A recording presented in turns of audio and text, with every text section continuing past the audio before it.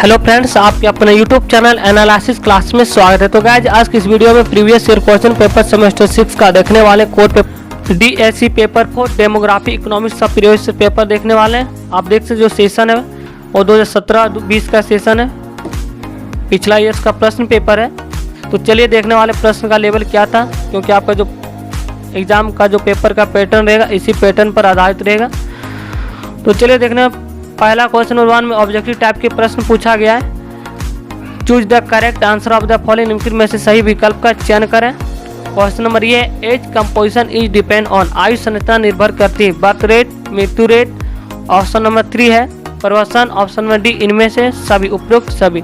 तो आयु संरचना जो होता है वो सभी पर निर्भर करता है, जन्म दर, मृत्यु दर और प्रवसन पर भी। तो इसलिए आपका राइट आंसर चला जाएगा डी नंबर। इसी में से आपसे प्रश्न पूछा जा सकता है कि जनसंख्या वृद्धि के कौन कौन से घटक है, सेम ऑप्शन रहेगा तो फिर भी आपको राइट आंसर चला जाएगा option number D.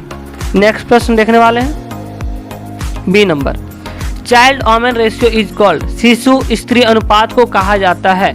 Option number ये है लिंगानुपात। ऑप्शन नंबर बी है जीवन प्रत्याशा। ऑप्शन नंबर 3 है फर्टिलिटी रेट, जिसे प्रजननता दर कहा जाता है। ऑप्शन नंबर 4 है उपरोक्त में से कोई नहीं। तो शिशु स्त्री को अनुपात को ही कहा जाता है। ऑप्शन नंबर 3 भी या ऑप्शन नंबर 4, इनमें से हम भी डाउट है, तो आप अपना आंसर देख लें।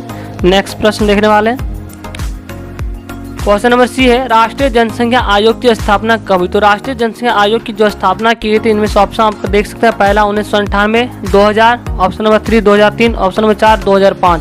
तो राष्ट्रीय जनसंख्या आयोग की जो स्थापना की गई थी वो 2000 ईस्वी में की गई थी, इसलिए आपका राइट आंसर ऑप्शन नंबर 2 में चला जाता है। नेक्स्ट प्रश्न क्वेश्चन नंबर डी, 2011 की जनगणना के अनुसार भारत में लिंगानुपात कितना, ये आपसे पूछा गया।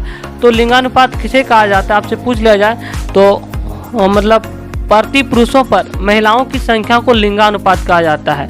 1000 पुरुष में जितनी महिलाएं होती है उसे लिंगानुपात कहा जाता है। तो आपसे पूछा गया कि 2011 की जनगणना के अनुसार भारत में लिंगानुपात कितना है, तो 943 है। राइट आंसर ऑप्शन नंबर 4 चला जाता है। 1000 पुरुष पर 943 महिलाएं हैं। नेक्स्ट प्रश्न, अगर आपसे पूछ लिया जाए कि भारत के किस राज्य में लिंगानुपात सबसे अधिक है, तो आपका राइट आंसर हो जाएगा केरल। केरल में जो है कि 1000 पुरुषों पर महिलाओं की जो संख्या है 1084 है। और हरियाणा में जो 1000 पुरुषों पर 877 महिलाएं हैं। ये भी इंपॉर्टेंट प्रश्न पूछा जा सकता है। नेक्स्ट प्रश्न देखने वाले question number A, measurement of birth rate and death rate is based on, जन्म दर तथा मृत्यु दर को मापने का जो आधार है वो प्रति 1000 जनसंख्या पर मापा जाता है। तो ऑप्शन नंबर ये है 100 प्रति 100 जनसंख्या। ऑप्शन नंबर 2 1000 जनसंख्या। ऑप्शन नंबर 3 है प्रति 10,000 जनसंख्या। तो आपका राइट आंसर चला जाता है ऑप्शन नंबर 2।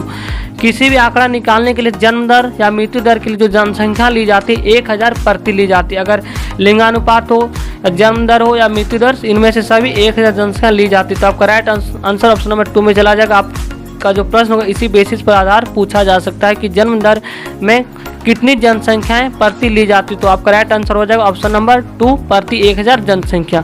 तो चलिए नेक्स्ट प्रश्न देखने वाले हैं। शॉर्ट टाइप का प्रश्न पूछा गया है, इनमें से आपको 2 ही को उत्तर देना है, जिनमें से देख सकते हैं ए बी। पहला प्रश्न है परमापीकृत मृत्यु दर के बारे में लिखना है, और दूसरा है भारत में परिवार नियोजन कार्यक्रम के सीमित सफलता के कारण लिखें। तो भारत में जो परिवार नियोजन कार्यक्रम जो लाया गया था, इनमें इसके बारे में आपको लिखना है, जो सफलता का सीमित में ही कारण रहा, सीमित सफलता का कारण लिखना है।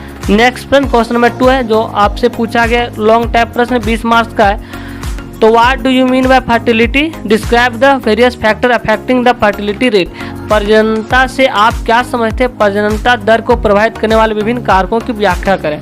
क्वेश्चन नंबर 2 है, बहुत ईजी, आप भी लिख सकते हैं। नेक्स्ट प्रश्न question number 3, explain the concept of marriage and give various measures of it, विवाह की अवधारणा को स्पष्ट करें तथा इसके विभिन्न मापों को लिखें। क्वेश्चन नंबर 3 में पूछा गया, ये भी इस बार भी इम्पोर्टेंट है प्रश्न। Question number 3।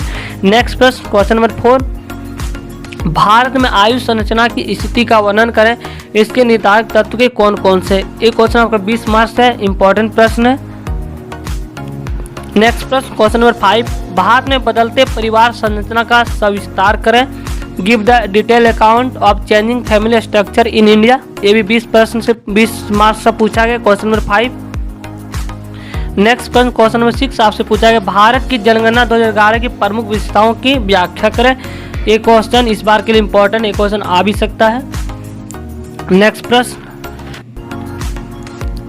Question number 7, Bharat में जनसंख्या नीति के विकास की रूपरेखा प्रस्तुत कीजिए, इसमें सुधार हेतु सुझाव दीजिए। एक क्वेश्चन नंबर 7 में पूछा गया है, 20 मार्क्स का है। नेक्स्ट प्रश्न क्वेश्चन नंबर 8, महिला शक्तिकरण को परिभाषित करें। भारत में महिला शक्तिकरण के लिए उठाए गए कदम की व्याख्या करें। एक क्वेश्चन इस बार के लिए इंपॉर्टेंट है, क्वेश्चन नंबर 8 और क्वेश्चन नंबर 6 इस बार के लिए इंपॉर्टेंट प्रश्न है, आ भी सकता है। और नेक्स्ट इंपॉर्टेंट इसमें से आपको चला जाएगा प्रजननता से आप क्या समझते थे, what do you mean by fertility rate. ये भी आपसे पूछा जा सकता है, लॉन्ग टाइप प्रश्न जो इंपॉर्टेंट प्रश्न है। और ऑब्जेक्टिव मैं आप सभी करवा दिए, तो थैंक यू गाइज।